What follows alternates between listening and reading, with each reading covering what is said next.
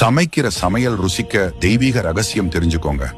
ஒரே மாதிரியாக சமைத்தாலும் எல்லோருடைய கை பக்குவமும் ஒரே மாதிரியாக வருவதில்லை. இதற்கு காரணம் சமைக்கும் பொழுது சில விஷயங்களை கடைபிடிக்க மறுப்பதுதான் என்கிறது சாஸ்திரங்கள். பலரும் அறியாத தெய்வீக ரகசியத்தை அறிந்து கொள்ள முழுமையாக வீடியோவை பாருங்கள். சமைக்கும் சமையல் ருசியாக இருக்க சமைக்கும் சாதத்தில் உப்பு போட்டு சமைக்க வேண்டும். சாதம் வேகாமலும் இருக்கக்கூடாது, குழைந்து போகவும் கூடாது.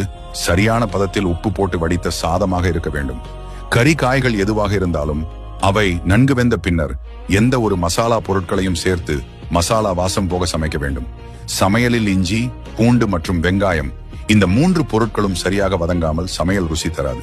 அதுபோல இறைவனுக்கு படைக்கும் நிவேதன சமையலில் இந்த 3 பொருட்களை சேர்க்கக்கூடாது என்பது நியதி.